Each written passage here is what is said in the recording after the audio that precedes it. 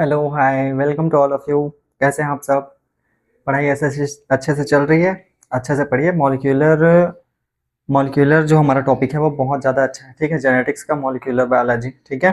अब इसको हमको अच्छे से करना है क्योंकि ये बहुत ही इंटरेस्टिंग टॉपिक है। हमको हमारे न्यूक्लियस के अंदर जो डीएनए है, डीएनए कैसे काम करता है, क्या क्या उसकी प्रकृति है, किस तरीके से प्रोटीन का सिंथेसिस होता होगा, क्या होता होगा, ये सारी चीज़ें इसको देखने से समझ में आती है, ठीक है ना। तो हम कहाँ तक पढ़ चुके थे? हम देख चुके थे central dogma, Watson and Crick का सेंट्रल डोग्मा हम देख चुके थे, ठीक है। जिससे डीएनए के बारे में हमने देखा, डीएनए डबल डीएनए बना लेते हैं, उसको डीएनए का रेप्लिकेशन कह लेते हैं, ठीक है।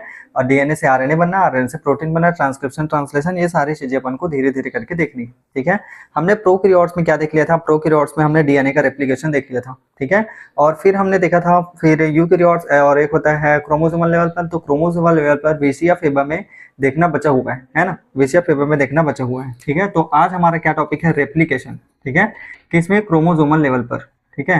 क्रोमोसोमल लेवल पर क्या करना है अपन को? रेप्लिकेशन देखना है, ठीक है। अब आप मेरे को बताइए डीएनए का रेप्लिकेशन कैसा कैसा प्रकृति होता है, ठीक है। क्या देखा था हमने? सेमी कंजर्वेटिव मेथड, ठीक है जी। सेमी कंजर्वेटिव मेथड होता है। डीएनए का रेप्लिकेशन क्या होता है? सेमी कंजर्वेटिव इन नेचर होता है, ठीक है। अर्ध संरक्षित प्रकृति। इसके साथ साथ ये क्या हो जाता है? सेमी डिसकंटिन्यूअस मेथड होता है, ठीक है। Semi discontinuous method.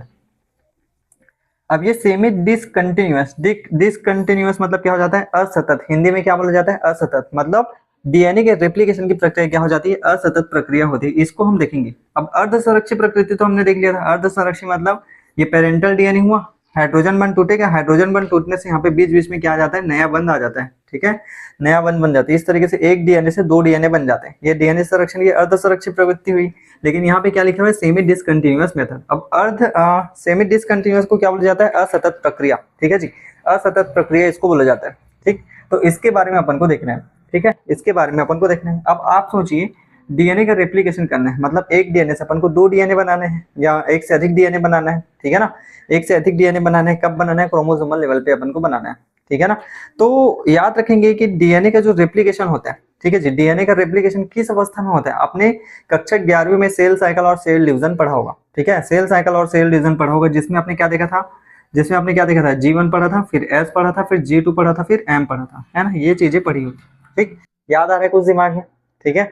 अब क्या होता है? 11वीं लोकल है करके छोड़ देते, लेकिन 11वीं लोकल नहीं है, ठीक। यही सारी चीजें आ रही है। अब आप मेरे को बताइए, आपसे क्वेश्चन है G1 है, G2 M, इनमें से किस अवस्था में डीएनए का रेप्लिकेशन प्रारंभ होगा? मतलब डीएनए का जो मॉलिक्यूल्स होगा वो डबल हो जाएगा। सोचिए सोचिए सोचिए, मैंने पढ़ाया था आपको कक्षा 11वीं में, ठीक। 3, 2, 1। किस अवस्था में होता है? एस फेज में होता है, ठीक है जी। एस फेज में डीएनए की मात्रा क्या हो जाती है? डबल हो जाती है, ठीक है ना। तो ये बात क्या हो जाता है? एस फेज में होता है। तो डीएनए का रेप्लिकेशन कहाँ से प्रारंभ होगा? एस फेज में प्रारंभ होगा, ठीक है। और हम देखते कहाँ है? मेटाफेज में देखते हैं। मेटाफेज में स्पष्ट रूप से गुणसूत्र दिखता है, ठीक है। अब जैसे हमारे पास ये डीएनए, ठीक है। अब आप सोचिए इस डीएनए को अलग करना है किस लेवल पे? क्रोमोसोमल लेवल पे अलग करना है, ठीक है जी। क्रोमोसोमल लेवल पे विशिया फेबर नामक प्लांट के क्रोमोसोम पे हमने देखा, ठीक है। तो इस डीएनए को अलग करना है, ठीक है। तो क्या सोचिए कि क्या डीएनए को जब दोनों स्ट्रैंड को अलग करना है तो कुछ ना कुछ ऐसी जगह होनी चाहिए, ठीक है जी। कुछ ना कुछ ऐसी जगह होनी चाहिए जहां से रेप्लिकेशन प्रारंभ होता है, ठीक है जी। रेप्लिकेशन प्रारंभ होता है, ठीक। तो मान लेते हैं यहाँ से रेप्लिकेशन प्रारंभ हो रहा है, इस वाली जगह से रेप्लिकेशन प्रारंभ होता है, ठीक है। तो जहां से रेप्लिकेशन प्रारंभ होता है, 1 नंबर का क्वेश्चन है, नीट में पूछा गया था, ठीक है। नीट में फार्मेसी हो गया और बहुत सारे कॉम्पिटेटिव एग्जाम में पूछा जाता है कि डीएनए के रेप्लिकेशन प्रारंभ होने की जगह को क्या बोला जाता है? ORI बोला जाता है, ठीक है जी। ORI बोला जाता है। ORI मतलब ओरिजिन, ठीक है जी। ORI मतलब ओरिजिन। तो इसको फुल फॉर्म क्या हो जाता है? ओरिजिन ऑफ रेप्लिकेशन, ठीक है। ओरिजिन ऑफ रेप्लिकेशन इसको बोला जाता है। ओरिजिन ऑफ रेप्लिकेशन इसको बोला जाता है। मतलब डीएनए की रेप्लिकेशन की शुरुआत जहां से होती है उसी को क्या बोला जाता है? उसी को क्या बोला जाता है? ओरिजिन ऑफ रेप्लिकेशन बोला जाता है, ठीक है। तो ये बात आप याद रखेंगे, 1 नंबर का एकदम स्टार वाला क्वेश्चन है, ठीक है जी। ये 1 नंबर का स्टार वाला क्वेश्चन है, ठीक है। फिर ये तो हो गया, ठीक। ये क्या हो गया? ओरिजिन ऑफ रेप्लिकेशन मतलब जहां से डीएनए अलग होना प्रारंभ हो जाएगा, ठीक है। डीएनए अलग होना प्रारंभ हो जाएगा। तो इस तरीके से मान लो जाए डीएनए, ठीक है। इस तरीके से मान लो जाए डीएनए है और यहाँ पे ORI पाया गया है, ठीक है। ORI पाया गया, तो यहाँ से ही डीएनए अलग होना प्रारंभ हो जाएगा, ठीक है। इसी को क्या बोला जाएगा? ओरिजिन ऑफ रेप्लिकेशन कहा जाएगा, ठीक है। अब ये दोनों में हो सकता है जी, प्रोकैरियोट्स में भी हो सकता है, ठीक। प्रोकैरियोट्स और यूकैरियोट्स दोनों में हो सकता है ना। यूकैरियोट्स दोनों में हो सकता है, ठीक है। तो देखेंगे कि प्रोकैरियोट्स जो होते हैं मतलब जो सूक्ष्म जीव होते हैं उसमें डीएनए ज्यादा लंबा नहीं रहता, ठीक है जी, ज्यादा लंबा नहीं रहता। जबकि यूकैरियोट्स मतलब प्लांट सेल और एनिमल सेल में हमने क्या देखा था, 2.2 मीटर हमने देखा था, ठीक है जी, 2.2 मीटर हमने देखा था कि इतना लंबाई इसकी होती, ठीक है। तो 2.2 मीटर मतलब 6 फीट, 6 फीट से अधिक डीएनए को खोलना है, ठीक है, डीएनए में रेप्लिकेशन प्रारंभ करना है, तो क्यों कितने ओरिजिन कितने ओआरआई वहां पे होना चाहिए? क्या एक ओआरआई से हो जाएगा? क्या बिल्कुल नहीं हो पाएगा, ठीक है। क्या एक ओआरआई से हो पाएगा? क्या बिल्कुल नहीं हो पाएगा, क्योंकि 2.2 मीटर डीएनए लंबा है, उसको पूरा अलग करना है, एक डीएनए से अलग डीएनए बनाना है, ठीक है। तो यूकैरियोट्स में क्या हो जाते हैं, एक से अधिक पाए जाते हैं, ठीक है जी, एक से अधिक क्या पाए जाते हैं, ओरिजिन ऑफ रेप्लिकेशन पाए जाते हैं, ठीक। यूकैरियोट्स में कितने पाए जाते हैं, एक से अधिक पाए जाते हैं, जबकि प्रोकैरियोट्स का डीएनए छोटा होता है, ज्यादा नहीं होता, ठीक है। तो इसमें क्या पाए जाते हैं, केवल एक या एक से दो ही क्या पाए जाते हैं, ओरिजिन ऑफ रेप्लिकेशन या ओआरआई पाए जाते हैं, ठीक है। तो ये बात आपको याद रखनी है, यहाँ से भी क्वेश्चन पूछे जा सकते हैं। सबसे पहले डीएनए का रेप्लिकेशन जहां से प्रारंभ होता है वो ओआरआई कहलाता है। प्रोकैरियोट्स में कितने हो सकते हैं, एक हो सकते हैं या दो हो सकते हैं, ठीक है। यूकैरियोट्स में कितने हो सकते हैं, एक से अधिक हो जाते हैं। क्यों होते हैं इसका रीजन भी पता रहना चाहिए, क्योंकि 2.2 मीटर यहाँ पे डीएनए जो होता है वो लंबा होता है ना। तो इस वजह से यूकैरियोट में एक से अधिक ओआरआई पाए जाते हैं, ठीक है जी, एक से अधिक क्या पाए जाते हैं, ओआरआई पाए जाते हैं, ठीक है। अब आप मेरे को बताइए जैसे 2.2 मीटर डीएनए लंबा है, 2.2 मीटर डीएनए लंबा है, तो क्या केवल एक ही ओआरआई होने से धीरे धीरे रेप्लिकेशन होना प्रारंभ हो जाएगा? क्या नहीं, ठीक है। यदि 2.2 मीटर डीएनए लंबा है तो वहां पर हमको एक से अधिक ओआरआई ही रखना पड़ेगा, ठीक है जी, एक से अधिक ओआरआई, एक यहाँ पे रख दिया, एक यहाँ पे रख दिया, फिर धीरे धीरे करके अलग अलग करके रखते जाना पड़ेगा, ठीक है। क्योंकि एक ठने ओआरआई रखेंगे तो बहुत लंबा समय लगेगा, ठीक है, बहुत लंबा समय लगता है। और एस फेस की वैल्यू, एस फेस का जो टाइम होता है वो बहुत कम होता है ना।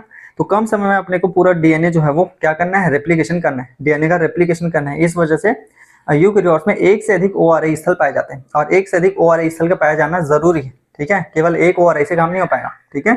तो यूकैरियोट्स में एक से अधिक ओआरआई पाया जाना बहुत ज्यादा जरूरी है। इस वजह से यूकैरियोट्स में एक से अधिक ओआरआई पाए जाते हैं, ठीक है, ओआरआई पाए जाते हैं, ठीक है। तो ये बात अपन को याद रखनी है, ठीक है, ये बात अपन को याद रखनी है, ठीक। अब यहाँ पे हमने क्या लिखा है, सेमी डिसकंटिन्यूअस इन मेथड, ठीक है, सेमी डिसकंटिन्यूअस मेथड, इसके बारे में अपन को याद रखना है, ठीक है, इसके बारे में अपन को याद रखना है। ये हम प्रूव करेंगे कि कैसे ये असतत प्रक्रिया है, ठीक है जी, कैसे ये असतत प्रक्रिया है, ठीक है।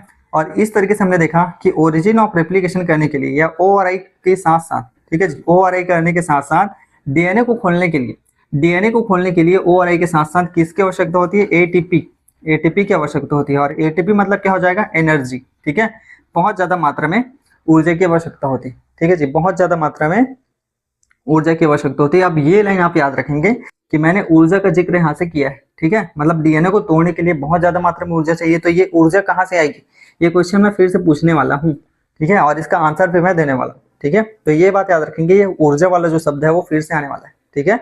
तो ओआरआई के साथ साथ क्या चाहिए अपन को, एटीपी भी चाहिए रहता है, जिसकी वजह से डीएनए का रेप्लिकेशन जो है वो प्रारंभ हो जाता है, ठीक है। अब हम क्या देखेंगे, डीएनए का रेप्लिकेशन पूरी तरीके से देखते हैं, ठीक। तो ये डीएनए का रेप्लिकेशन शुरू करने से पहले की प्रक्रिया जो है वो बेसिक जो नॉलेज है वो आपको पता रहना जरूरी, ठीक है, इस वजह से इसको पूरा डिटेल से बताया जा रहा है, ठीक। और डिटेलिंग मैं फिर से बोलता हूँ बार बार इसलिए क्योंकि ये आपके नॉलेज को बूस्ट करेगा, इस वजह से डिटेलिंग से पढ़ाया जा रहा है, ठीक है। और जो भी अपने स्कूल के टॉपर्स हैं, ठीक है, जो टॉपर्स हैं उनको तो पूरा डिटेल से देखना ही चाहिए, ठीक है जी, पूरा डिटेल से ही देखना चाहिए, बाकी स्किप करके भी देख सकते हैं, ठीक है। और जो टॉपर्स हैं उनको बोलने की कोई जरूरत नहीं, ठीक है, तो जो डिटेल से पढ़ा रहे हैं और फ्री में पढ़ा रहे हैं यूट्यूब में तो कोई दिक्कत नहीं, इतना तो कोचिंग वाले भी नहीं पढ़ाते, मैं बता रहा हूँ, ठीक है, जितना मैं आपको पढ़ा रहा हूँ, ठीक है। इसलिए सब्सक्राइब कीजिए चैनल को, जल्दी से जल्दी सब्सक्राइब कीजिए। लगभग 60 से 70 सब्सक्राइबर हो गए हैं, थोड़ा सा और बढ़ाइए इसको, 100 कीजिए, ठीक है, ठीक है। चलिए अब रेप्लिकेशन को पढ़ते हैं, ठीक है जी, रेप्लिकेशन को पढ़ना है, ठीक। तो देखिए मान लेते हैं इस तरीके से डीएनए, इस तरीके से डीएनए हम जानते हैं डीएनए में क्या हो जाता है, पॉलीन्यूक्लियोटाइड का चयन होता है, ठीक है। तो सबसे पहले हो गया फॉस्फेट हो जाता है इधर, फिर इधर हो जाता है शुगर, और इधर क्या हो जाता है, नाइट्रोजनी बेसिस, इस तरीके से हो जाता है। ये एक पॉलीन्यूक्लियोटाइड का चयन होता है, फिर ये दोनों हाइड्रोजन बंध से जुड़े हुए रहते हैं, फिर ये इस तरीके से N2, फिर शुगर, फिर ये फॉस्फेट, इस तरीके से हो जाता है, ठीक है। तो ये एक पॉलीन्यूक्लियोटाइड चेन इस तरीके से एक के ऊपर एक लगे हुए रहते हैं, इधर दूसरा पॉलीन्यूक्लियोटाइड का चेन लगा हुआ रहता है, ठीक है ना। तो इस तरीके से एक के ऊपर एक जो है ये लगा हुआ रहता है। अब इसको क्या करना पड़ेगा, तोड़ना पड़ेगा, ठीक है जी, इसको क्या करना पड़ेगा, तोड़ना पड़ेगा, मतलब यहाँ पे क्या लाना पड़ेगा, ओआरआई लाना पड़ेगा, ठीक है जी, ओरिजिन ऑफ रेप्लिकेशन लाना पड़ेगा। तो जब ओरिजिन ऑफ रेप्लिकेशन करते हैं मतलब जहां से रेप्लिकेशन की शुरुआत होती है वहां पे क्या करना पड़ेगा, सबसे पहले ये जो हाइड्रोजन बॉन्ड है उसको तोड़ना पड़ेगा, ठीक है जी, हाइड्रोजन बॉन्ड को तोड़ना पड़ेगा। तोड़ने के बाद उसमें फिर से डीएनटीपी लाने पड़ेंगे, ठीक है जी, डीएनटीपी लाने पड़ेंगे, प्राइमर्स लाना पड़ेगा, बहुत सारी चीजें लानी पड़ेंगी, नाइट्रोजनी बेसेस लाना पड़ेगा, सबको फिर से जोड़ना पड़ेगा, ठीक है।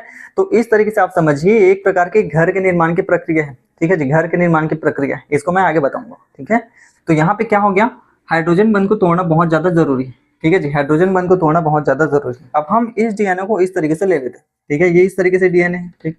अब यहाँ पे हम देखते हैं कि यहाँ पे ORI यहाँ पे हो रहा है, ORI यहाँ पे हो रहा है, तो ORI होने से क्या हो जाएगा, इस डीएनए की आकृति कैसे हो जाएगी, इस तरीके से हो जाएगी, ठीक है जी, इस डीएनए की आकृति इस तरीके से हो जाएगी। और हम देखते हैं कि इसका प्राइमरी लेवल जो क्या है, इसके template strength 3 days to 5 days होता है, और इधर हम 5 days to 3 days कर लेते हैं, ठीक है। एक और बात याद रखेंगे ORI जीन का, ठीक है, ORI का सबसे महत्वपूर्ण बात, ये बात मैंने बताना थोड़ा सा भूल गया था, ठीक है। तो ORI का जो रेप्लिकेशन का जो शुरुआत होता है वो ORI से होता है, लेकिन ये किस दिशा में होता है, किस दिशा में होता है, हमेशा याद रखेंगे 5 प्राइम टू 3 प्राइम दिशा में होता है। ये 1 नंबर का क्वेश्चन है जी, 1 नंबर का क्वेश्चन है, और ये हर बार पूछा जाता है, ठीक है, हर बार ये पूछा जाता है। ORI की शुरुआत 5 प्राइम टू 3 प्राइम दिशा में ही होता है, ये बात दिमाग में याद रखेंगे, ठीक है। ये क्वेश्चन कई बार नीट में पूछा जा चुका है, ठीक है जी, कई बार नीट में पूछा जा चुका है, ठीक है। तो हम देखते हैं कि यहाँ पे ORI जीन आया, ORI होने से क्या हो गया, डीएनए का रेप्लिकेशन होना चालू हो गया, मतलब ये एक दूसरे से दूर जाना चालू हो गया, ठीक है जी, एक दूसरे से दूर जाना चालू हो गया, ठीक है। अब इसके अलावा जब हमने सबसे पहले डीएनए का रेप्लिकेशन देखा था, तो वहां पे मैंने क्या बताया था, आज के पहले ही क्लास में क्या बताया था, ये इस तरीके से डीएनए का स्ट्रैंड होता है, ठीक है जी, इस तरीके से डीएनए का स्ट्रैंड होता है।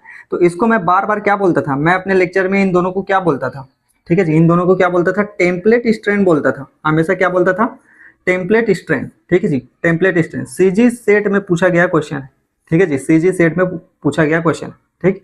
तो इसको क्या बोला जाता है, टेम्पलेट स्ट्रैंड बोला जाता है, ठीक, इसको क्या बोला जाता है, टेम्पलेट स्ट्रैंड, ठीक है। तो डीएनए का जो मेन स्ट्रैंड होता है उसको क्या बोला जाता है, टेम्पलेट स्ट्रैंड, दोनों को बोलेंगे, इसको और इसको। अब ये मान लेते हैं ये 5 प्राइम टू 3 प्राइम है, ये 3 प्राइम टू 5 प्राइम है, इन दोनों को क्या बोला जाएगा, टेम्पलेट स्ट्रैंड कहा जाता है, ठीक है। अब जब इसमें डीएनए का रेप्लिकेशन हो जाएगा तो इसमें नए नए खंड यहाँ पे बन जाएंगे, इस तरीके से नए खंड बन जाएंगे, तो इस तरीके से एक डीएनए से वो 2 डीएनए बन जाएगा, ठीक है, एक डीएनए से 2 डीएनए बन जाएगा, ठीक है। तो इस तरीके से टेम्पलेट स्ट्रैंड के साथ साथ नए डीएनए का स्ट्रैंड जो है वो लगते जाता है और 2 डीएनए बन जाते हैं, ठीक है। तो इसको कौन सा बोलेंगे, इसको सिस्टर डीएनए बोलेंगे, ठीक है जी, सिस्टर डीएनए या पुत्री डीएनए बोलेंगे, और इसको मदर डीएनए बोलेंगे। ये मैं बार बार बोलता था, ठीक है, हमेशा बोलता था, नहीं बढ़ रही है।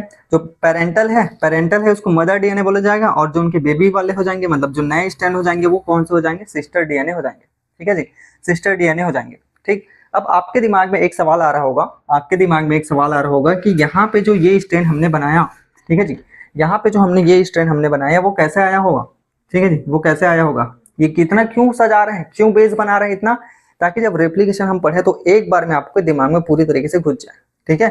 तो देखिए अब यहाँ पे क्या हो जाएगा, ए होगा, एडेनिन ग्वानिन साइटोसिन थायमिन, इस तरीके से होगा, है ना।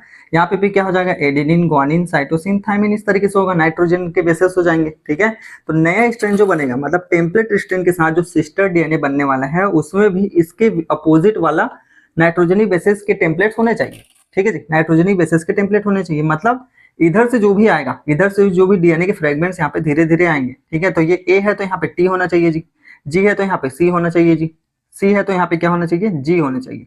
इस तरीके से धीरे धीरे करके डीएनए के जो छोटे छोटे खंड होते हैं वो आके चिपकते जाते हैं, आके क्या होते जाते हैं, चिपकते जाते हैं। मतलब यहाँ पे क्या आ जाएगा, टी वाला आ जाएगा, जी है तो यहाँ पे सी वाला आ जाएगा, सी है तो जी वाला आ जाएगा, टी है तो क्या वाला आ जाएगा, ए वाला आ जाएगा, इस तरीके से। और ये दोनों को आपस में धीरे धीरे करके इन सभी को क्या कर दिया जाएगा, इस तरीके से चिपका दिया जाएगा, किसी न किसी एंजाइम के थ्रू इसको क्या कर दिया जाएगा, चिपका दिया जाएगा। इस तरीके से डीएनए का नया सेगमेंट तैयार होता है, समझ में आ गया, ठीक। तो ये बेसिक है, ठीक। अब हम आते हैं डिटेलिंग पे, ठीक। तो ये टेम्पलेट स्ट्रैंड याद रखेंगे, ये एटीजीसी आया, डीएनए के स्ट्रैंड आ गए, इसी को डीएनटीपी बोला जाता है, ठीक है, यही क्या है, डीएनटीपी, ठीक है, डीएनटीपी, ठीक। चलिए आगे देखेंगे, यहां तक तो आपको समझ में आ गया ही होगा, ठीक। चलिए थोड़ा सा और आगे बढ़ते हैं, ठीक। ये तो जब ORI आने से डीएनए के दोनों स्ट्रैंड अलग होना चालू हो जाता है, दोनों के डीएनए अलग होना चालू हो जाते हैं। इसको, इस वाली स्ट्रक्चर को क्या बोला जाता है, रेप्लिकेशन फॉर्क बोला जाता है, ठीक है। क्या बोला जाता है, रेप्लिकेशन फॉर्क, ठीक है, ये भी पूछा गया क्वेश्चन है, ये भी कॉम्पिटेटिव एग्जाम में पूछा गया क्वेश्चन है कि रेप्लिकेशन फॉर्क किस प्रकार की स्थिति होती है। उदाहरण डीएनए की खुलने की स्थिति, डीएनए के ओआरआई आने की स्थिति, डीएनए के रेप्लिकेशन की स्थिति, उपरयुक्त तीनों। तो उपरयुक्त तीनों आंसर हो जाएगा। ठीक है, तो इस तरीके से इसको क्या बोला जाता है, रेप्लिकेशन फॉर्क कहा जाता है। ठीक है, और एक क्वेश्चन यहाँ से पूछ दिया गया, एग्जामिनर और डिटेल में चला गया। ठीक है, एग्जामिनर ने पूछ दिया रेप्लिकेशन फॉर्क आप बता रहे हो, ठीक है आप बता रहे हो, ठीक है, अब इसकी आकृति बताओ।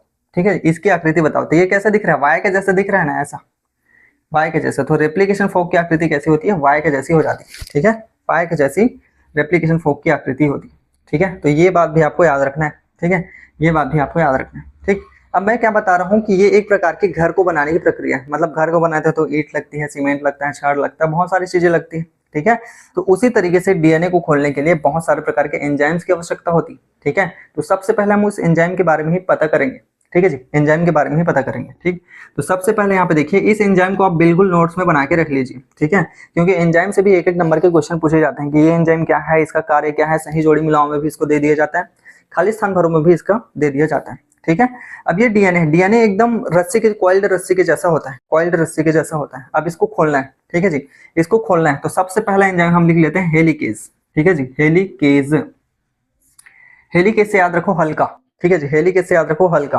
हल्का मतलब डीएनए को हल्का करना है, डीएनए को खोलना है। ठीक है, तो डीएनए को खोलने के लिए ओआरआई जब चालू होता है तो ओआरआई सबसे पहले क्या लाता है, डीएनए मतलब हेलिकेज एंजाइम को लाता है। ठीक है जी, हेलिकेज एंजाइम को लाता है। ये क्या करता है, रिलीज करता है। रिलीज करना मतलब खोलना। ठीक है, रिलीज करना, फ्री करना। ठीक है, तो डीएनए हेलिकेज का काम क्या होता है, इस डीएनए के जो दोनों ऐसे सेगमेंट जुड़े हुए रहते हैं उसको धीरे धीरे करके खोलना रहता है। धीरे धीरे करके क्या करना रहता है, खोलना रहता है। समझ में आ गया। तो ये सबसे पहला क्या आ गया हमारा, हेलिकेज। ठीक है, फिर दूसरा आ जाता है, दूसरा एंजाइम आ जाता है डीएनए डिपेंडेंट,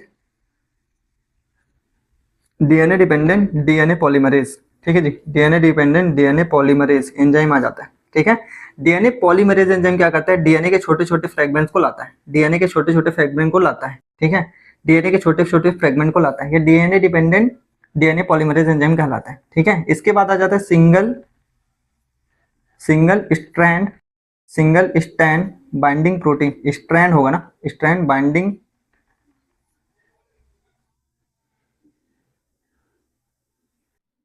ठीक, सिंगल स्ट्रैंड बाइंडिंग प्रोटीन होना चाहिए। ठीक है, एसएसबीपी। ठीक, ठीक है ना, सिंगल स्ट्रैंड बाइंडिंग प्रोटीन, ये भी तीसरा एंजाइम है। ठीक है जी, तीसरा एंजाइम है, क्योंकि प्रोटीन भी एंजाइम होता है। सिंगल स्ट्रैंड बाइंडिंग प्रोटीन क्या करता है, डीएनए के दोनों स्ट्रैंड को वापस से चिपकने से बचाता है। ठीक है, single strand binding protein DNA के दोनों स्ट्रैंड को चिपकने से बचाता है। ठीक, तो ये बात भी आप लोग याद रखेंगे। इसके बाद हम आ जाते हैं प्राइमेज एंजाइम। ठीक है, प्राइमेज एंजाइम क्या करते हैं, डीएनए के छोटे छोटे प्राइमर्स को लाता है। प्राइमर मतलब डीएनए के छोटे छोटे खंड, ये जो छोटे छोटे खंड देख रहे हो ये वही है। ठीक है जी, डीएनए के छोटे छोटे खंड जो होता है वो यही है। ठीक है, डीएनए पॉलीमरेज क्या करेगा, श्रृंखला को आगे बढ़ाते जाता है, श्रृंखला को क्या करते जाते हैं, आगे बढ़ाते जाते हैं। प्राइमेज जो होता है वो प्राइमर को लाता है। प्राइमर मतलब डीएनए के छोटे छोटे खंड। ठीक है जी, डीएनए के छोटे छोटे खंड। ठीक है, प्राइमर लाता है। ठीक है, फिर हम आ जाते हैं, अब देखो जैसे ये रस्सी है, डीएनए की रस्सी है। ठीक है, डीएनए की रस्सी है, हेलिकेज आया, खोल दिया, हेलिकेज खोल दिया। तो आपने कभी ना कभी बचपन में देखा होगा कि इस तरीके से रस्सी रहता है। रस्सी को खोलने से ऊपर का हिस्सा तो खुल जाता है, लेकिन नीचे के हिस्से में क्या हो जाता है, बहुत ज्यादा क्या होने लग जाता है, बहुत ज्यादा कठोर होने लग जाता है, हार्ड होने लग जाता है, बहुत ज्यादा क्वाइल्ड होने लग जाता है। ठीक है जी, तो उस कॉइलिंग को खोलने के लिए, ठीक है जी, उस कॉइलिंग को खोलने के लिए लगाया जाता है टोपो आइसोमरेज। ठीक है जी, टोपो आइसोमरेज एंजाइम लाया जाता है, जिसको गायरेज भी कहते हैं। क्या कहते हैं जी, गायरेज। ये बात भी आप लोग याद रखेंगे। ठीक है, टोपो आइसोमरेज या गायरेज भी इसको कहते हैं। ठीक, ये बात आपको याद रखना है। ठीक है, ये बात आपको याद रखना है। ठीक, तो ये कुछ कुछ एंजाइम है। ठीक है, फिर आता है डीएनए लाइगेज एंजाइम। ठीक है, डीएनए लाइगेज एंजाइम। ठीक, डीएनए लाइगेज एंजाइम का क्या हो जाता है, डीएनए के जो स्ट्रैंड बने हुए हैं उसको जोड़ने का काम करता है। डीएनए के स्ट्रैंड को क्या करता है, जोड़ने का काम करता है। तो कौन करता है, डीएनए लाइगेज। ठीक, अब यहाँ पे देखिए डीएनए डिपेंडेंट डीएनए पॉलीमरेज। ठीक है जी, इसी पे याद रखिए डीएनए डिपेंडेंट आरएनए पॉलीमरेज। ठीक है जी, आरएनए पॉलीमरेज। ठीक है, आरएनए पॉलीमरेज क्या करता है, प्राइमर को लाता है। कौन से प्राइमर को, आरएनए प्राइमर को लाता है। ठीक है जी, आरएनए प्राइमर को लाता है। ठीक, यही आरएनए प्राइमर लाने के बाद डीएनए के जो प्राइमर्स होते हैं वो धीरे धीरे आके चिपकने लग जाते हैं। ठीक है, धीरे धीरे आके चिपकने लग जाते हैं।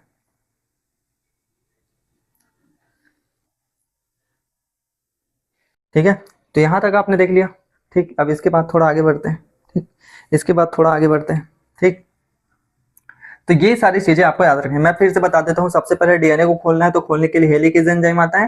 हेलिकेज एंजाइम क्या करता है, हाइड्रोजन बॉन्ड को तोड़ता है और डीएनए को खोलने का कार्य करता है। ठीक, डीएनए डिपेंडेंट डीएनए पॉलीमरेज, ठीक है जी, DDDP, DNA dependent DNA polymerase क्या करता है, श्रृंखला को आगे बढ़ाता है, श्रृंखला को आगे बढ़ाता है। ठीक है, प्राइमेज क्या करता है, प्राइमर को लाता है। कौन से प्राइमर को, डीएनए प्राइमर को। ठीक है, तो ये डीएनए प्राइमेज हो जाएगा। डीएनए प्राइमेज क्या करेगा, डीएनए के प्राइमर्स को लाएगा। प्राइमर मतलब छोटे छोटे टुकड़े, डीएनए के छोटे छोटे टुकड़ों को लाता है। ठीक, single strand binding protein, single strand binding protein का कार्य क्या होता है, जैसे ये दोनों खुले हुए हैं, ये डीएनए के दोनों स्ट्रैंड है, दोनों खुले हुए हैं, अब इसको वापस से चिपकने से रोकता है, वापस से चिपकने से रोकता है। समझ में आ गया, वापस से चिपकने से रोकता है। तो ये सिंगल स्ट्रैंड बाइंडिंग प्रोटीन का काम होता है।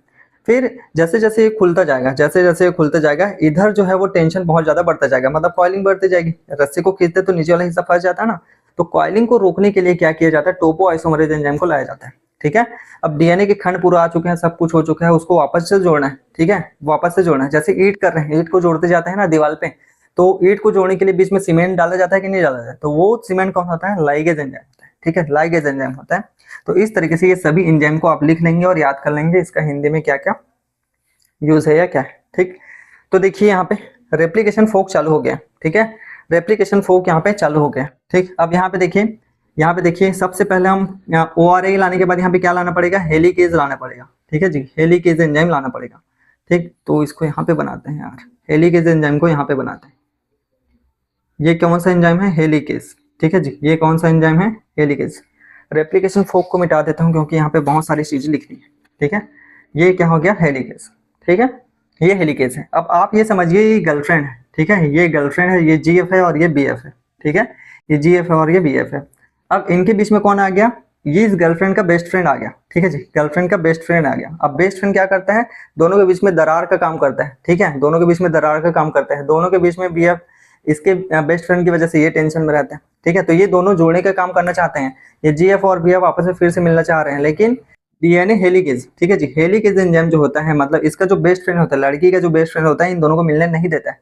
ठीक है जी, दोनों को मिलने नहीं देता है। समझ में आ गया, तो ये डीएनए का हेलिकेज हो गया। ठीक है, अब इतना होने के बाद क्या हो जाता है, कई बार इनके घर वाले जान जाते हैं, तो घर वाले जाने के बाद इन दोनों को पूरी तरीके से क्या कर देते हैं, अलग कर देते हैं कि मिलना ही नहीं है, कुछ नहीं करना, मोबाइल अलग कर देंगे, सब कर देंगे। ठीक है, तो वो कौन करेगा, वो कौन करेगा, वो करेगा सिंगल स्ट्रैंड बाइंडिंग प्रोटीन। ठीक है, तो यहाँ पे देखिए डीएनए के एक स्ट्रैंड पे, डीएनए के एक स्ट्रैंड पे क्या हो जाएगा, सिंगल स्ट्रैंड बाइंडिंग प्रोटीन। ठीक है, SSBP आ जाएगा। अब ये SSBP क्या है, या तो लड़की के भाई बहन हो सकते हैं, ठीक है, भाई हो सकते हैं, बहन हो सकते हैं, या कोई और हो सकता है। ठीक, तो इस तरीके से इसको याद रखेंगे, SSBP। SSBP क्या करता है, एक बार खुलने के बाद दोनों को क्या कर देता है, रोकने से, जुड़ने से, मिलने से रोक देता है। ठीक है, मिलने से रोक देता है। ठीक है, इसके बाद कौन सा एंजाइम आ गया, टोपो आइसोमरेज। ठीक है, टोपो आइसोमरेज क्या करेगा, अब ये इधर टेंशन बढ़ेगा तो ये टोपो आइसोमरेज क्या करेगा, इस तरीके से टोपो आइसोमरेज क्या करेगा, इसको, इसके टेंशन को क्या कम करता है। ठीक है जी, इसके टेंशन को कम करता है। समझ में आ गया, तो इस तरीके से हमने सभी एंजाइम का यूज यहाँ पे कर लिया है, सभी एंजाइम का यूज यहाँ पे कर लिया है। ठीक है, अब हम आगे देखते हैं कि आगे कैसे यहाँ पे प्रोग्राम जो है वो चालू होगा। ठीक, चलिए इसको मैं मिटा रहा हूँ, इधर बनाएंगे। ठीक है, चलिए देखिए,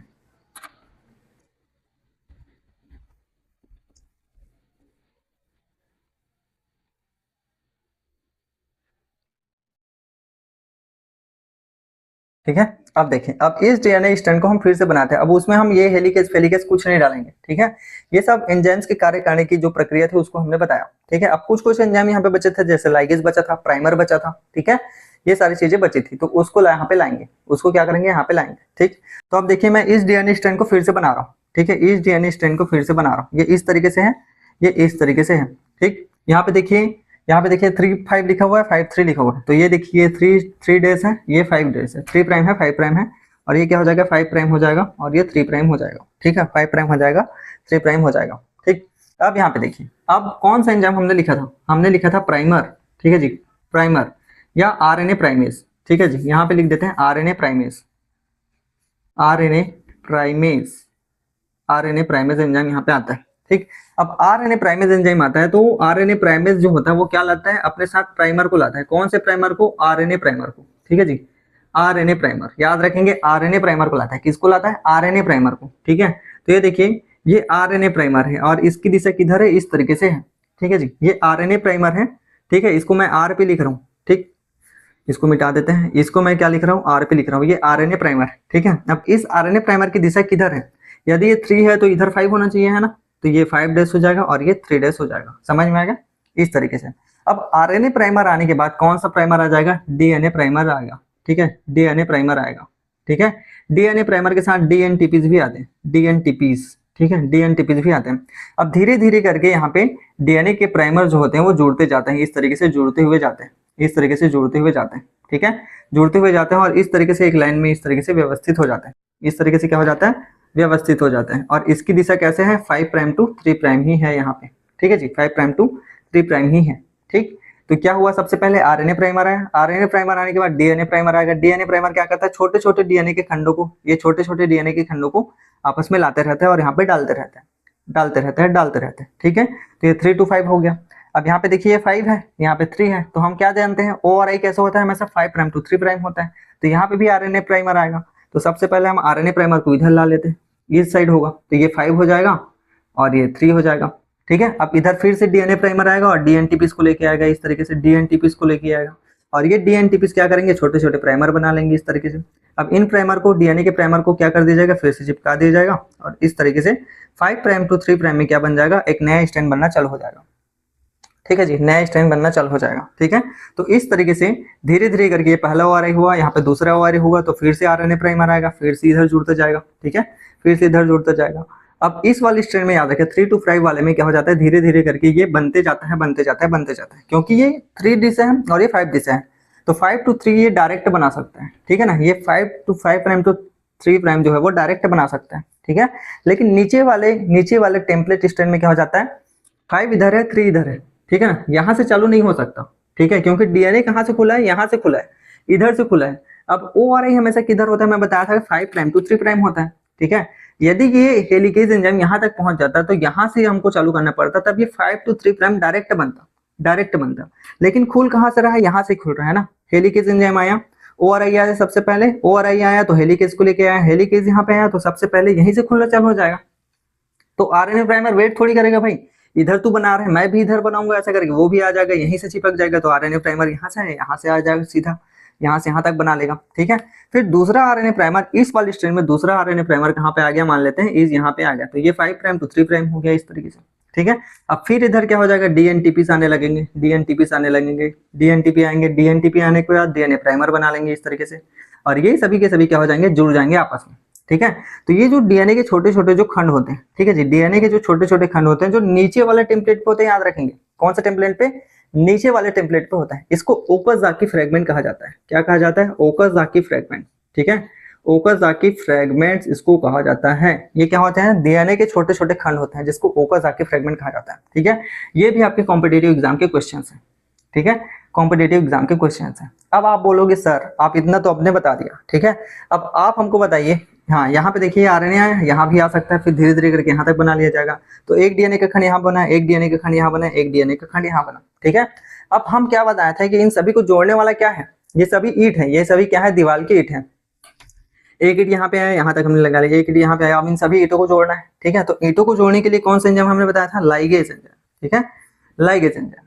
तो इस तरीके से लाइगेज एंजाइम जो होगा वो इन सभी को क्या कर देगा, चिपका देगा, इन सभी को क्या कर देगा, चिपका देगा, ठीक है जी, इन सभी को क्या कर देगा, चिपका देगा। तो ये कौन सा एंजाइम करता है, लाइगेज एंजाइम करता है, ठीक है जी। लाइगेज एंजाइम ओकाज़ाकी फ्रेगमेंट को चिपकाने का काम करता है, कौन से वाले स्ट्रैंड पे, नीचे वाले स्ट्रैंड पे, ठीक है। जबकि ऊपर वाले स्ट्रैंड में कोई भी ओकाज़ाकी फ्रेगमेंट नहीं बन रहा है, याद रखेंगे, ठीक है जी। किसका क्वेश्चन है, सेट का क्वेश्चन है, सीजी सेट का ये क्वेश्चन है भाई, ठीक है जी। पिछले साल आया था क्वेश्चन, मैं दिलाया था इसलिए बता रहा हूँ, और ये क्वेश्चन मेरे से नहीं बना था, जबकि मेरे को सब पता है इसके बारे में, लेकिन मैं कंफ्यूज हो गया और ये क्वेश्चन नहीं बन पाया, ठीक।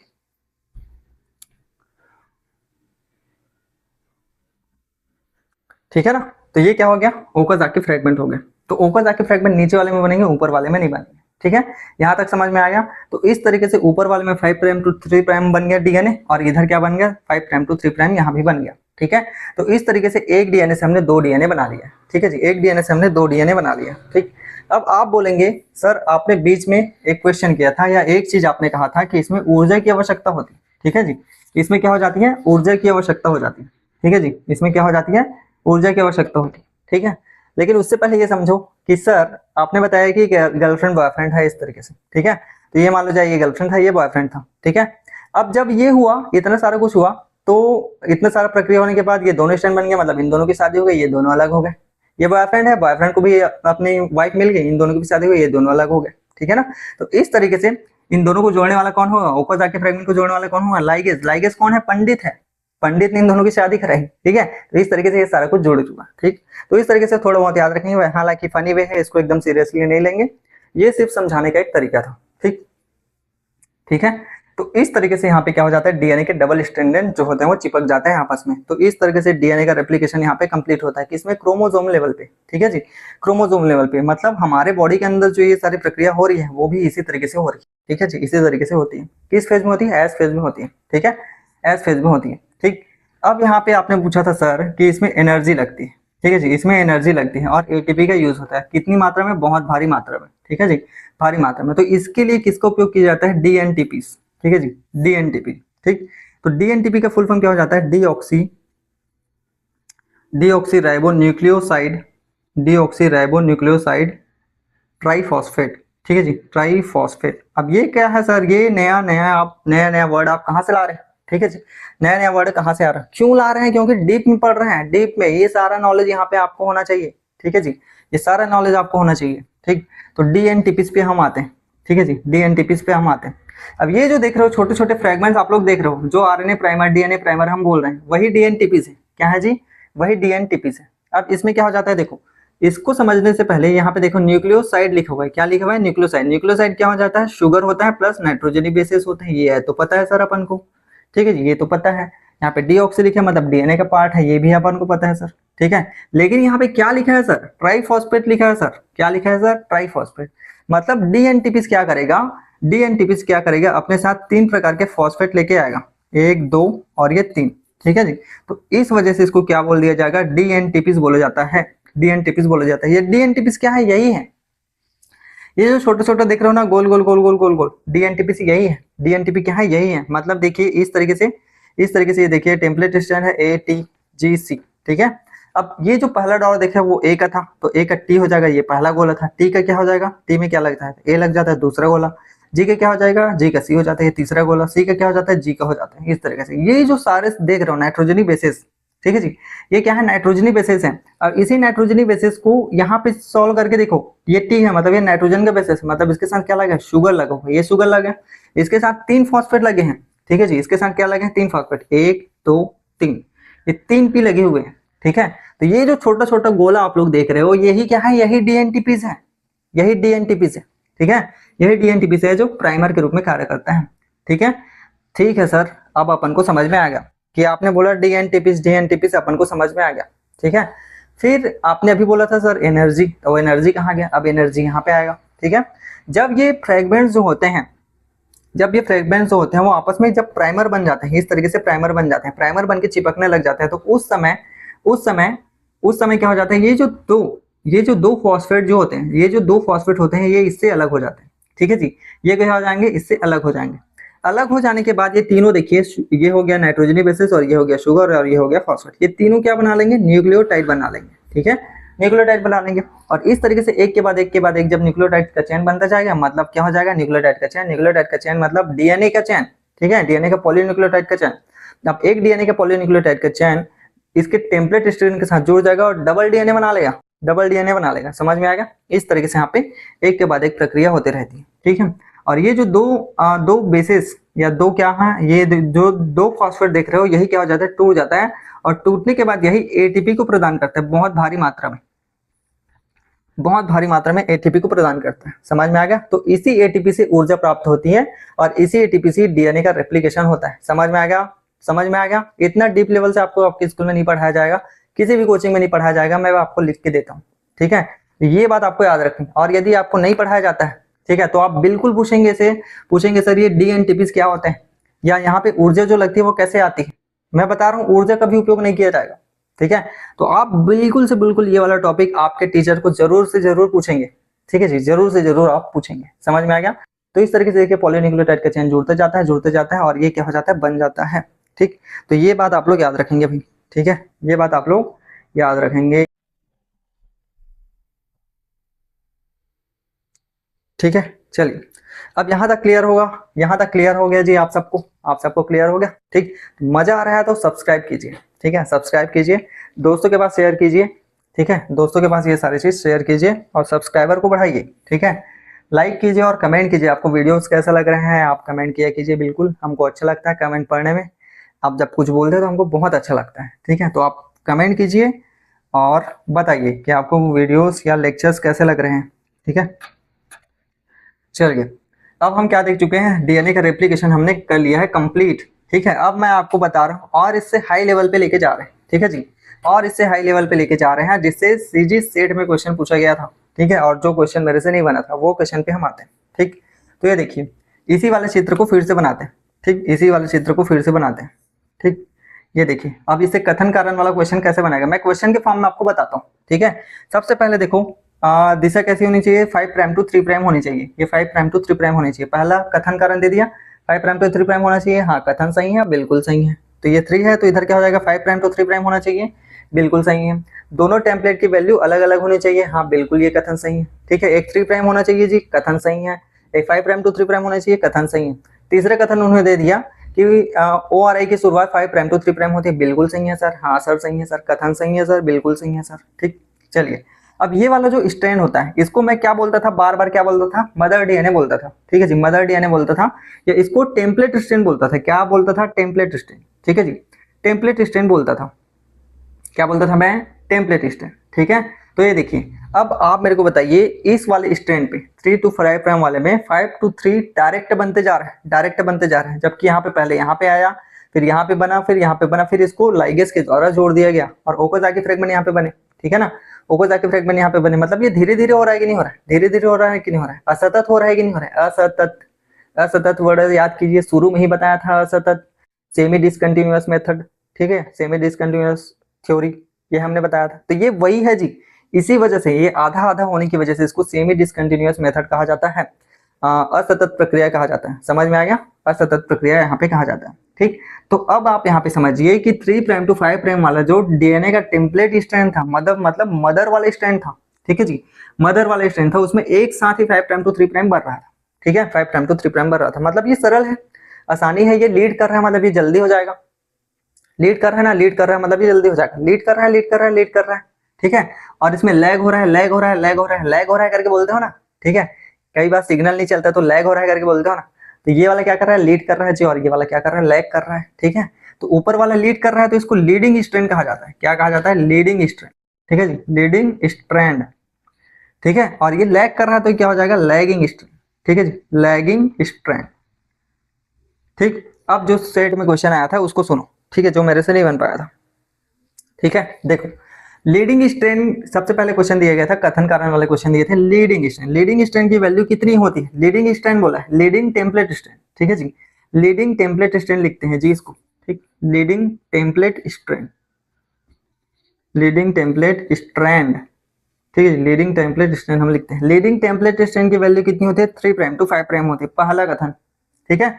अब मैं क्या कर लिया था, अरे यार ये तो 5 to 3 होना चाहिए, 5 to 3 होना चाहिए, ORI वाला सोच रहा था मैं, तो इसको मैं गलत कर दिया, 5 to 3 होना चाहिए कर दिया, तो वहीं से ये क्वेश्चन गलत हो गया, ठीक है। देखिए कितनी छोटी सी बात है लेकिन ये क्वेश्चन गलत हो गया। तो लीडिंग टेम्पलेट स्ट्रैंड की वैल्यू कितनी होती है, 3 to 5 होती है, लैगिंग टेम्पलेट स्ट्रैंड की वैल्यू कितनी होती है, 5 to 3 होती है, 5 to 3 होती है, ठीक है, किसकी, टेम्पलेट स्ट्रैंड, यहाँ पे टी लिख देता हूँ, ठीक है जी, ये क्या हो जाएगा, टेम्पलेट स्ट्रैंड, ठीक है जी, कौन सी स्ट्रैंड है, टेम्पलेट स्ट्रैंड, ठीक। अब यहाँ पे लीडिंग टेम्पलेट स्ट्रैंड पे इसका क्या बन जाएगा, इसका क्या बन जाएगा, नया डीएनए वाला स्ट्रैंड बनेगा, ठीक है, नया डीएनए वाला स्ट्रैंड बनेगा, तो इस तरीके से ये बनेगा, तो इसकी वैल्यू कितनी हो जाएगी, 5 प्राइम टू 3 प्राइम हो जाएगी, ठीक है जी, क्या हो जाएगी, 5 प्राइम टू 3 प्राइम यहाँ पे हो जाएगी, ठीक है।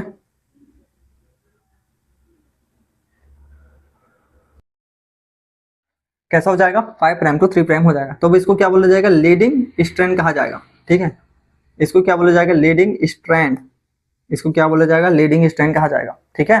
तो यहाँ पे याद रखिए लीडिंग टेम्पलेट स्ट्रैंड अलग है, टेम्पलेट स्ट्रैंड को याद रखेंगे मदर डीएनए याद रखेंगे, और लीडिंग स्ट्रैंड को याद रखेंगे सिस्टर डीएनए, ठीक है। तो यहाँ पे एसडी करके लिख देता हूँ, इसको सिस्टर डीएनए कहा जाता है, ठीक। उसी तरीके से lagging template strand mother DNA, कौन सा डीएनए है, मदर डीएनए, तो एमडी कर लेता हूँ, ठीक है। अब इसके बाद यहाँ पे देखिए, यहाँ पे सबसे पहले आरएनए प्राइमर आया, ठीक, आरएनए प्राइमर आया, यहाँ पे आरएनए प्राइमर आया, यहाँ पे आरएनए प्राइमर आया, ठीक है। तो इस तरीके से यहाँ पे बनना चालू हुआ, यहाँ पे बनना चालू हुआ, यहाँ पे बनना चालू हुआ, फिर लाइगेज एंजाइम की मदद से इन सभी को क्या कर दिया गया, जोड़ दिया गया। तो इसको सभी को जोड़ देते हैं जी, इस तरीके से जुड़ गया, ठीक है, इस तरीके से ये जुड़ गया, ठीक है। तो इसको कौन सा स्ट्रेन बोला जाएगा, इसको लैगिंग स्ट्रेन कहा जाएगा, ओनली लैगिंग स्ट्रेन, ठीक है जी, ओनली लैगिंग स्ट्रेन कहा जाएगा, ठीक है। और इसकी वैल्यू कितनी हो जाएगी, इसकी वैल्यू कितनी हो जाएगी, 3 to 5 हो जाएगी, 3 to 5 हो जाएगी। लेकिन इसकी दिशा हमेशा कैसी होती है, 5 to 3 होती है, ठीक है जी, 5 to 3 होती है। तो हमेशा हम इधर से इधर ले रहे हैं ना, इधर से इधर ले रहे हैं, ठीक है। तो याद रखेंगे लीडिंग टेम्पलेट स्ट्रेन की वैल्यू कितनी होती है, 3 प्राइम टू 5 प्राइम होती है। लेकिन लीडिंग स्ट्रेन जो सिस्टर डीएनए है उसकी वैल्यू कितनी होती है, 5 प्राइम टू 3 प्राइम होती है, ठीक है। लैगिंग टेम्पलेट स्ट्रेन की वैल्यू कितनी होती है, 5 प्राइम टू 3 प्राइम होती है। लेकिन लैगिंग स्ट्रेन की वैल्यू कितनी होती है, 5 प्राइम टू 3 प्राइम होती है, ठीक है। तो ये याद रखेंगे, इसको 5 to 3 ही पढ़ेंगे जी, 5 to 3 ही पढ़ेंगे, ठीक है ना, उल्टा मत कर देना, ठीक है, उल्टा नहीं करेंगे। लीडिंग स्ट्रेन और लैगिंग स्ट्रेन दोनों की वैल्यू 5 to 3 ही होगी, चाहे वो इधर से चलो हो चाहे वो इधर से चलो, है ना, 5 to 3 ही होती है। तो यही क्वेश्चन सीजी सेट में पूछा गया था और यही क्वेश्चन मेरे से नहीं बन पाया था, ठीक है। तो ये बात आप लोग याद रखेंगे, ठीक, ये बात आप लोग याद रखेंगे। अब ये जो, अब ये देखिए ये टेम्पलेट स्ट्रेन है, ये क्या है, टेम्पलेट स्ट्रेन है, मतलब ये ऊपर वाला हम बना रहे हैं, ऊपर वाला मतलब 3 to 5 हम कर लेते हैं, ठीक। अब इसमें देखिए ए हो गया, टी हो गया, जी हो गया, सी हो गया, फिर जी कर लेते हैं, फिर क्या कर लेते हैं, ए कर लेते हैं, इस तरह से ये टेम्पलेट स्ट्रेन है। अब उधर से जो आरएनए प्राइमर जो डीएनए प्राइमर को लेके आएगा, ठीक है, डीएनए प्राइमर के टेम्पलेट स्ट्रेन को लेके आएगा, वो कैसा हो जाएगा, उसमें इसके अपोजिट वाले डीएनए स्ट्रेन ही रहेंगे ना, इसके अपोजिट वाले न्यूक्लियोटाइड के बेसेस रहेंगे, ठीक है। तो ए है तो यहाँ पे टी हो जाएगा, टी है तो यहाँ पे ए हो जाएगा, जी है तो यहाँ पे सी हो जाएगा, सी है तो यहाँ पे जी हो जाएगा, जी है तो यहाँ पे क्या हो जाएगा, सी हो जाएगा, ए है तो टी हो जाएगा। इस प्रकार से लाइगेज के द्वारा इन सभी को जोड़ दिया जाएगा, ठीक है। और ये मैंने बताया था ट्राइफॉस्फेट लेके आता है, डीएनटीपीज लेके आता है, 2 फॉस्फेट टूट जाता है, ऊर्जा दे देते हैं। फिर बाद में इसके जो हाइड्रोजन बंद होंगे वो क्या हो जाएंगे, आपस में चिपक जाएंगे, और चिपकने के बाद 2 डीएनए जो है वो तैयार हो जाएगा, समझ में आएगा। तो इस तरीके से यूकेरियोट्स में डीएनए का रेप्लिकेशन होता है, ठीक है। ये हमने बहुत डिटेल से किया, बहुत ही ज्यादा डिटेल से किया, ठीक है। और इससे क्वेश्चन आपसे नहीं छूटने चाहिए, ठीक है। तो आपको कैसा लगा वीडियो बिल्कुल कमेंट कीजिए, ठीक है। वीडियो पूरा देखा कीजिए, आप लोग आधा अधूरा देखते हो, पूरा देखा करो, ठीक है। पूरा देखने से तो कॉन्सेप्ट क्लियर होगा। और शुरू लेक्चर फर्स्ट से ही देखा करो, ठीक है। लेक्चर फर्स्ट देखो, फिर सेकंड देखो, फिर थर्ड देखो, वीडियो तो पूरा सेव है, कभी भी देख सकते हो, कल पेपर है और आज भी देख सकते हो, ठीक है। तो ऐसा करना, ठीक, तो बिल्कुल आप कर सकते हैं। और मैं बता रहा हूँ जो भी आप लोग पढ़ रहे हो बिल्कुल आप अपने आसपास के एरिया के, अपने जिले के, ठीक है, या आप अपने राज्य के उन स्टूडेंट्स में एक रहेंगे जो इन सबसे आगे हैं, जो अभी से पढ़ाई कर रहे हैं। इतनी गर्मी में पढ़ाई करना, गर्मी वीडियोस देखना, पढ़ाई करना, स्कूल खुलने से पहले देखना, ये आपको एक अच्छे स्टूडेंट की निशानी बताता है, ठीक है। तो यदि आप लोग पढ़ रहे हैं तो आप लोग बिल्कुल से पढ़िए, और आपके लिए मैं मेहनत कर रहा हूँ तो मेरे मेहनत के लिए बिल्कुल सब्सक्राइब कीजिए, ठीक है, क्योंकि इतनी गर्मी में पढ़ाना आसान नहीं है, ठीक है, यूट्यूब में लेक्चर्स रिकॉर्ड करना, ठीक है। तो आप लोग बिल्कुल अच्छे से पढ़ाई कीजिए, और डिटेल लेवल पे कर रहा हूँ तो बिल्कुल सही है। और जो मैं पढ़ा रहा हूँ उससे रिलेटेड क्वेश्चन आप अपने दोस्तों को, स्कूल में जब पढ़ेंगे तो दोस्तों को और टीचर्स को बिल्कुल करेंगे, ठीक है। तो thank you so much for the class, thank you so much, ठीक।